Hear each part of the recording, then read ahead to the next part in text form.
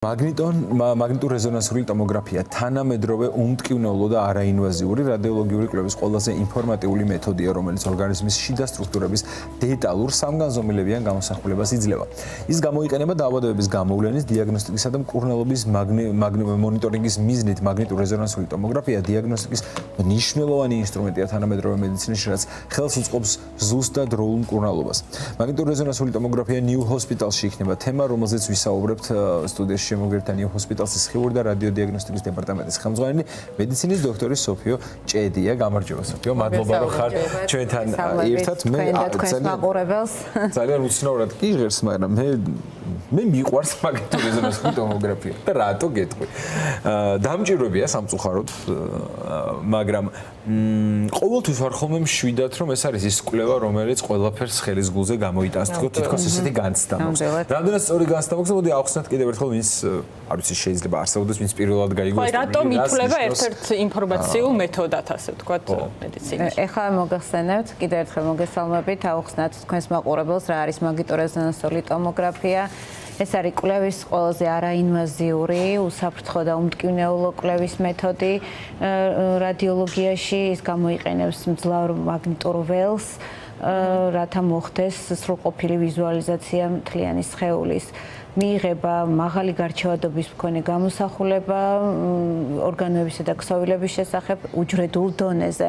მაგნიტურ რეზონანსულ ტომოგრაფიაში მკვლევარებმა შეიმუშავეს სხვადასხვა რეჟიმები, რომელთა ურთიერთშეფარდების, ურთიერთშეჯერების საფუძველზე ჩვენ ვსვამთ მორფოლოგიასთან მიახლოებულ დიაგნოზს. რა სახის დაავადებების დიაგნოსტირება ხდება მაგნიტურ რეზონანსული კვლევით? ყველაფრის, კი, ეხლა მოგახსენებთ, ძალიან ვრცელია, მოკლედ აუხსნე მაყურებელს, ეს არის მაღალტექნოლოგიური კვლევის მეთოდი, რომელიც იძლევა საშუალებას გავარჩიოთ მაღალი გარჩევადობით ჯანსაღი და არაჯანსაღი ქსოვილი ერთმანეთისგან, დავადგინოთ კერის პათოლოგიური კერის ხასიათი, მისი ზუსტი ლოკალიზაცია და გავრცელება, მივაწოდოთ კლინიცისტ ექიმებს, ჩვენს კოლეგებს ინფორმაცია ამის შესახებ, რათა მოხდეს დაავადების ზუსტი და დროული ორგანიზება და მაღალი მკურნალობის შესაბამისი ტაქტიკის განსაზღვრა. დროული ახსენეთ, რა დროს უნდა ჩაიტაროს პაციენტმა მსგავსი კვლევა და როდის უნდა მოგმართოს? აქვე ვიკითხავ, აი ამ დროულობასთან ერთად თუ არის მიზანშეწონილი საერთოდ, აი დროული არის რო ჩივილს გრძნობა და ახლოვებით ალბათ ვარაუდობ რაც მეტი ხარ კვლევაზე, რაც მე გამიკეთებია, მაგრამ მეორე არის თუ ახასიათებს და საჭიროა ამ კვლევის ჩატარება პროფილაქტიკის ხარჯებით, მაგალითად უბრალოდ მივედი გეგმიურად და გავესიჯე ტომოგრაფზე. ეს წელიწადში ერთხელ, 6 თვეში ერთხელ, თუ რა პერიოდულობით არის ზოგადად ასეთი რამ საერთოდ კი ბატონო, ახლა მოგახსენებთ, როგორც თქვით, ეს არის უსაფრთხო კვლევის მეთოდი, შეუძლია სკრინინგის თვალსაზრისით ჩაიტაროს ნებისმიერმა პაციენტმა მთლიანი სხეულის, ვისაც აქვს მაღალი რისკი ჯგუფში მყოფია, გენეტიკური განწყობა, ონკოლოგიური პაციენტები, ონკოლოგიური დაავადებების მიმართ, ასევე თვითონ კანცეროფობიის მქონე პაციენტები, რომლებსაც შიში აქვთ დაავადების, არანაირი პრობლემა არ არის წელიწადში ერთხელ, 6 თვეში ერთხელ ჩაიტაროს ეს კვლევის მეთოდი. ხო და ალბათ ძალიან მნიშვნელოვანია, რომ ეს არის უსაფრთხო და გავრცელებული შეიძლება იყოს არასწორი ინფორმაცია, რომ დასხივება. ეს სტერეოტიპები რო დავამსხვრიოთ, მოდი თქვენთან ერთად ახლა. რა სტერეოტიპები არსებობს და რეებია არასწორი, მოდი პირდაპირ თქვა. ანუ დასხივება აქვს, მეც ჯერ ვეღარ გადავიღებთ ეს თუ თქვათ დამატებით დასჭირდა პაციენტს რაღაცა, აი თქვათ ვენაში კონტრასტის შეყვანა, რომელიც კიდევ უფრო უსაფრთხოა ვიდრე სხვა საკონტრასტო ნივთიერებები, ის არ შეიცავს იოდს, შეიცავს რკინის იონებს და არის ნაკლებად ალერგიული. ამ შემთხვევაში ჩვენ კიდე დიდხანს უნდა გაგვაჩეროთ, უხსნით პაციენტს, და ჩვენ შევქმნით ბუკლეტი ამისთვის, რომ პაციენტი გაეცნობა წინასწარ, რომ მას არ აქვს რადიაციული დასხივება, ანუ დატვირთვა ამ აპარატს არ აქვს არანაირი, არის მაგნიტური ველი, რომელიც არის მთელს მსოფლიოში ყველგან ჩვენ მაგნიტურ ველში ვცხოვრობთ, ასე ვთქვათ, და უბრალოდ ის შედარებით მძლავრი მაგნიტური ველია, რომელიც დამაზიანებელი არ არის. რაღაცა სპეციფიური მომზადება ჭირდება თუ არა სანამ კვლევაზე მოვა პაციენტი? არანაირი სპეციფიური გადმომზადება არ სჭირდება პაციენტს, შეუძლია მიიღოს საკვები, მიიღოს მედიკამენტები, რაც მას დანიშნული აქვს. ერთადერთი მცირე მენჯისყრის ორგანოების გამოკვლევის დროს უნდა ჩვენ ვუბნებით, რომ უჯობესია გაინთავისუფლოს მედიკამენტოზური საშუალებით ნაწლავები, რათა არ მოხდეს არტეფაქტების მიღება, მოძრავი, ზედმეტად მოძრავი ნაწლავების მიერ ან მასში არსებული აირების გამო არ მოხდეს ვიზუალიზაციის გაფუჭება. ამიტომ ერთადერთი, რასაც ჩვენ თავაზობთ, ეს არის, რომ თქვათ გაითავისუფლოს მცირე მენჯისყრის ორგანოების კვლევის დროს ნაწლავები. მეტი არანაირი მომზადება. იდეაში, როდესაც საუბრობთ მაგნიტურ რეზონანსულ კვლევაზე, აქ პირდაპირ საუბრობთ ტექნიკურ განვითარებას, ტექნოლოგიურ განვითარებას. ხო, ეს არის აპარატი, რომელიც არ ვიცი თანამედროვე მედიცინის ერთ-ერთი თვალსაჩინო მაგალითია, როგორ შეიძლება მართლა დიაგნოსტიკაში შეუწყოს ხელი ტექნიკამ ექიმებს. თქვენთან მინდა გითხოთ New Hospitals-ის რადიოლოგიის ცენტრში რა უპირატესობები არა, რა ტექნიკაზე ვსაუბრობთ, ამ ტექნოლოგიის უკან ვინგან არის ეს ხომ მნიშვნელოვანია? ერთია რომ მეც გადაგიღებთ ალბათ გაჭირვებაში, მაგრამ მე იმას ვერ წავიკითხო ზუსტად ვიცი და ერთი არის რომ ვინ იღებს, რა აპარატი იღებს. მეორე ვინ კითხავს და რამდენად კომფორტულია მადმოს.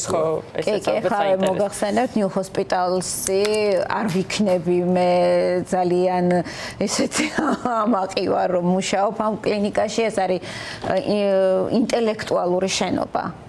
ხო, ესეთი ტერმინი შეიძლება ითქვას ამის შესახებ, როგორც ინფრასტრუქტურულად, ასევე მომუშავე პერსონალის თვალსაზრისით. ის არის გარემო, სადაც პაციენტი ენდობა ექიმს. ენდობა ხარისხს, ენდობა რატო არის ინტელექტუალური, უსაფრთხო გარემოა. თუნდაც ძალიან ცუდად ღმერთმა დაიფაროს და ხანძრის დროს ის სპეციალურად გათვლილია ეს შენობა ამაზე, რაც ნაკლებად არის ჩემი გადმოსახედიდან, მე არ ვიცი, მაგრამ მგონია, რომ ესეთი კლინიკა ინფრასტრუქტურულად სხვა არ არსებობს. არის ინტელექტუალური კადრებით დაკომპლექტებული, თვითონ რადიოლოგიური განყოფილებაც, რა თქმა უნდა, არის მაღალტექნოლოგიური აპარატებით დაკომპლექტებული, გვაქვს ყველაზე მძლავრი მაგნიტური ინდუქციის მქონე აპარატები, რომელსაც კვლევის ხარისხს აუმჯობესებს, გარჩევადობის ხარისხს, ვიზუალიზაციის ხარისხს აუმჯობესებს, არის შემცირებული შედარებით დრო, თქვათ ერთი კვლევის თუ მთლიანი სხეულის კვლევის შემთხვევაში ჭარბწონიანი პაციენტების კვლევა უკვე აღარ წარმოადგენს პრობლემას, ანუ შესაძლებელია თავისუფლად გამოვიკვლიოთ. დრო ახსენეთ და მინდა რომ ჩაგეკითხოთ, რამდენ ხანს სტარტდება, თქვათ? მეძინა, ხო იცი მანდ. იმდენად მართლა იმდენად უსაფრთხო და არა, მეც ვიძინებ. ალბათ დახურული სივრცის შიში არის ალბათ ერთ-ერთი მანდ, ვისაც ცოტა დისკომფორტი აქვს, მაგრამ მე მგონია რომ პირველ ერთხელ ვინც ის მიხდოროსში არაფერი არის. კარგად გამოვიძინე და რო გამოვედი, კარგი კვლევას დავიჭირე. კარგი მუსიკაც მოისმინო ამ წილის დროს. რა თქმა უნდა. ყველაში შაბათ-კვირას რო ვიაროთ ხოლმე სესილიმ დავისვენოთ ხო შეიძლება. რამდენ ხანს სტარტდება სხვადასხვა ზონის კვლევა? ინდივიდუალურია, გააჩნია რა კვლევაზეა მოსული პაციენტი, რა კითხვა აქვს კლინიკის ეკიმს, ჩვენ რა დიაგნოზი უნდა დაუსვათ მას, ანუ რა რამდენი შეზე გვინდა ჩასვლა ალბათ. ანუ ხო, რამდენი თქვათ ერთი დონე თუ მთლიანი სხეული, ანუ ერთი დონე დაახლოებით 10 წუთიდან 15-20 წუთამდე გრძელდება, მთლიანი სხეული 40-45 წუთის ფარგლებში ჩვენ სრულყოფილ ინფორმაციას ვიღებთ მთლიან სხეულს. და რამდენად ხელმისაწვდომები ხართ? პაციენტი რომ მოდის, აი ამ თქვენს რაღაც საოცარ გარემოში, ალბათ რიგების გარეშე შეუძლიათ მოხვედრა, რაც დღევანდელ დღეს ალბათ არის უმნიშვნელოვანესი, როცა დრო ასე ფასობს. კი, რა თქმა უნდა, ხელმისაწვდომია, ჩვენ გვაქვს შემუშავებული რიგების ისეთი განრიგი სისტემა, ჩაწერების ისეთი სისტემა, რომ საშუალებას ვაძლევთ პაციენტს, რომელიც თქვათ განუვითარდა ამბულატორული პაციენტს, თქვათ მწვავე კლინიკა, ჩვენ შეგვიძლია დაუყოვნებლივ მივიღოთ. მე ერთიც უნდა გკითხოთ, სულ კითხულობ ხოლმე თქვენს რუბრიკაში, როცა New Hospitals-ზე ვსაუბრობთ ხოლმე საკუთარი სიმშვიდისთვის და ჩვენი მაყურებლის სიმშვიდისთვის. ითვლება თუ არა რომ თქვენთან რომ მოვიდეთ დღეს მაგნიტურ რეზონანსულ კვლევაზე რაღა უცხოეთში წავსულ ვარ და რაღა თქვენთან მოსულ ვარ ტექნოლოგიური განვითარება არის თუ არა ნიუ ჰოსპიტალში იმ ფაზაზე რომ მე არ მომიწიოს უცხოეთში კვლევების ძებნა და ვიყო თქვენთან მშვიდად რომ თანამედროვე უახლესი ტექნოლოგიით ვიტარებ გამოკვლევებს მოგახსენებ ძალიან ბევრი მაგალითი იმის შესახებ რომ თქვათ პაციენტი რომელიც მკურნალობს გადის მკურნალობის კურსს ან გერმანიაში ისრაელში თურქეთში ნუ ვიცით რომ დიდი გადინება თურქეთში პაციენტების ჩვენთან იტარებენ კვლევას და მიაქვთ იქ ძალიან მნიშვნელოვანია რეგიონიდან ალბათ თქვენთანაც ჩამოდიან სწორედ ამ კვლევების მისაღებად ადამიანები ზუსტად აი არ მოგატყუებთ ძალიან ბევრჯერ ქონია იმის მაგალითი რომ უთქვამთ რომ თქვენთან აი ნიუ ჰოსპიტალში გადაიღეთ და ისე ჩამოიტანეთ კვლევა გადაღებულა სხვა კლინიკაში რომელიც დაუწუნიათ და უთქვამთ რომ მიდით